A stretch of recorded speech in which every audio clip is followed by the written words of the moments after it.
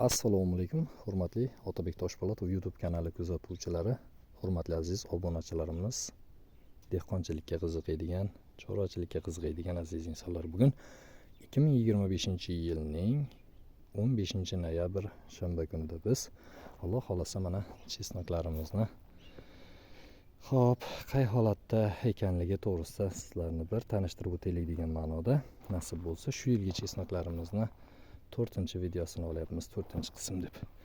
3-sentyabr sanasidan boshlab ekishni boshlagan aytaylik. 3-sentyabr vaqtimiz bo'lganda har kuni bitta qatorga yetadimi, kuchimiz 2 qatorga yetadimi?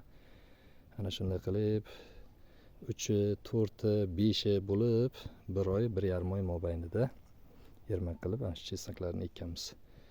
Ana chesnoklarimizni qanday ekilgani, ekishdan oldin nimalar berilganligi to'g'risida avvalgi videolarimizni ham ko'rishinglar mumkin.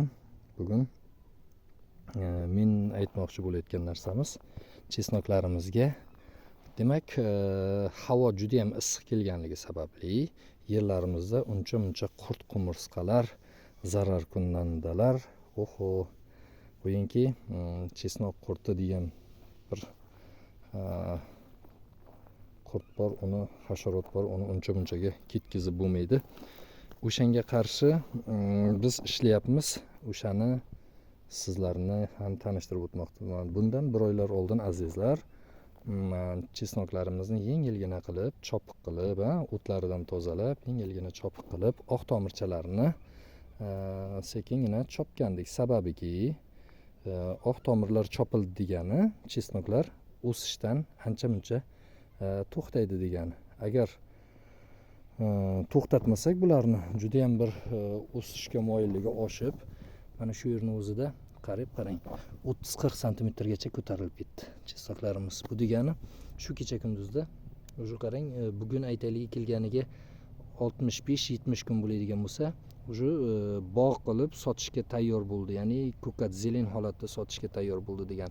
Bizga esa hisob-kitoblarimizga qaraganda aytaylik, buni zelen qilib ko'kat qilib sotgandan ko'ra chesnokni narxi hozir ichki bozorda juda ham yaxshi. Kiloga hattoki $1,5 $2 sotilyapti. Bu degani 12 mingdan aytaylik 20-25 ming, o'rtacha 20 ming so'm atrofida chesnoklarimiz sotilyapti. Demak, xullas gapning indallosi, chesnokka tushadigan o'sha zarar kunandalarga, yerni ostidagi qurtlarga qarshi bugun biz suv bilan ishlayotgan, demak, bu endi preparat deyilmaydi, menimcha dehqonlar tilida aytaylik, fermerlar tilida nima deyiladi bilmadim. Xullas, amyak degan narsa bor. Kimni xabari bor, kimni xabari yo'q. Juda ham badbo'y hid, juda ham kuchli, insonni ham uncha-munchaga mazasini qochirib qo'yar ekan. Bir yaxshi fermer akamiz bor. O'sha akamiz kelib yaqinda aytaylik makkalariga oqizganda yerdagi ancha-muncha qurt qumursqalarga qarshi kurashganda biz ham mana bugun o'sha amyakdan oqizyapmiz. Ko'rib turgan bo'lsangiz, turbadan o'tayotgan suvni ustiga mana shu mashinamizni mo'y bachokchasi bilan 3,5-4 litr atrofida olib kelganmiz. O'shani tomchilatib suv bilan oqizyapmiz. Xudo xohlasa inshaalloh karim ustidagi zaharlarga, ya'ni bargidan tushadigan oq pashsha deymizmi yoki boshqa zarar kunandalarga qarshi aytaylik turli xil preparatlardan foydalanib suspensiya qilsak, men asosan Hamla 550 dori vositasidan foydalanaman. Suspensiyaga juda ham zo'r, oq pashshalarni bittaga o'ldiradi. Bugun birinchi marta aytaylik yerdagi qurtlarga ham qarshi kurashyapmiz. Inshaalloh karim foydasi bo'ladi degan umidimiz bor. Aytaylik chesnok ekilgan maydonimiz 2,5-3 sotix adashmasam shuncha maydonni tashkil qiladi.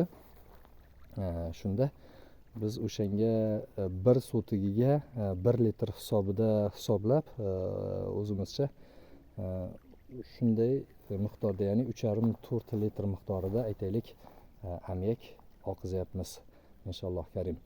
Demak azizlar, shu o'rinda Yana bir bor eslatib o'tamiz. O'tgan videolarimizda ham aytganmiz, ko'pchilikka juda yaxshi ma'lumki, endi dehqonchilikka qiziqadigan insonlarga yaxshi ma'lum. Navoiy viloyati, Buxoro viloyati tuproqlari juda ham sho'rlangan. Mana isboti sifatida ko'rib turganingizdek, yerlardan tuzni qaynab chiqqanini qarang, oqni. Bu albatta o'simliklarga zararini yetkazmasdan qo'ymaydi. Buni yuvish uchun biz nima qilamiz? Albatta bostirib sug'oramiz, boshqa yo'l yo'q. Sug'orib chiqarib yuboraylik tuzini desak, bu endi hovlimizda ichi bo'lganligi uchun suv faqat kirish bor, chiqib ketadigan joy yo'q. Yon atrofdagi zavurlarni qazilishi endi butun respublika bo'ylab bilasizlar, o'ziga yarasha.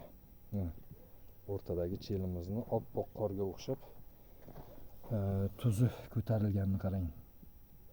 Bu tuzlarga qarshi xo'p, harna yerimizni tuzi ketsin degan ma'noda ekishdan oldin rosa yaxshi aytaylik mol go'ngidan berganmiz. Keyin biohumus berganmiz. Bu yoq tomoni mana jildimizdan bu yoq tomoni hali chopiq ham qilinmagan, ishlov berilmagan va o'tlariga qarshi ham ish bo'lmagan.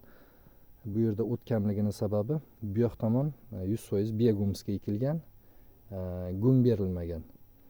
Bu yoq tomon esa aytaylik chirigan go'ng, chirimagan go'ng hamda biohumus berilib, xullas eksperiment tariqasida qani qaysini effekti yaxshiroq bo'ladi degan ma'noda 3 ta qatorni aytaylik chirigan go'ng bilan, 3 ta qatorni chirimagan sviji mol go'ngi bilan va 3 ta qatorni esa aytaylik biohumus bilan aralashtirib ekkanmiz. Undan tashqari esa sutiga 2 kilogramm, 2-2,5 kilogramm aytaylik azot, ya'ni amyashniy selitra, 2-2,5 kilo fosfor aralashtirib, demak, yerimizga yaxshilab ishlov berganmiz va undan keyin mana bu pushtalar, juyalar tortilib, chesnoklarimiz qadalgan.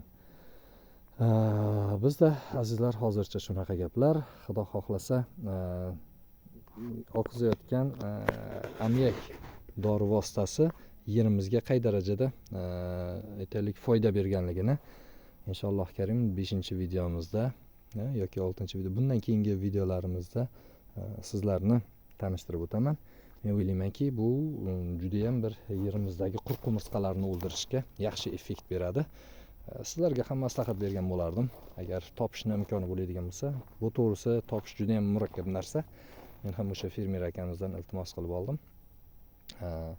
Topish murakkab narsa. Amyak bilan demak yerdagi qurqumurtqalarni o'ldiramiz. Keyin yana bitta usuli bor. Bu ota bobolarimizdan, rahmatli ota bobolarimizdan bitta yaxshi usul, hamma joyda topiladigan eng oddiy usullardan biri, yerdagi qurqumurtqalarga qarshi demak suvni boshiga bitta lattani, oddiygina bir eski lattani buktirib, do'stim yaxshimisiz, paxtani yoki lattani saryalkaga yaxshilab buktirib qo'yardi-da. Xuddi ana shu hozir biz suvga oqizayotganligimiz singari suvni yo'liga, suv kirayotgan joyga o'sha lattani tashlab qo'yardi. O'sha buktirilgan saryalka oqib suv bilan birgalikda butun bir yerga, demak butun bir yer yuzini, o'sha ekkan maydonimizni yerini yuzini qoplab olardi. O'shani ham endi biz eshitganimiz, halicha sanab ko'rganim yo'q. Balkim kelgusi safarlarda o'sha saryalka oqizish jarayonlarini ham hozir agar so'zim bilan tushuntirib bera olmagan bo'lsam, keyingi safarlarda uni ham amaliyotimizni ko'rsatib beramiz inshaalloh karim. Yaxshi niyat bilan qilayotgan dehqonchilik chorvachiliklarimizga Alloh barakatini nasib aylasin. G'oyibona diydor ko'rishlik, takror va takror diydor ko'rishlik hammamizga nasib etsin. Allohga omonat sizlar, sog' bo'linglar, hammalaringizga rahmat.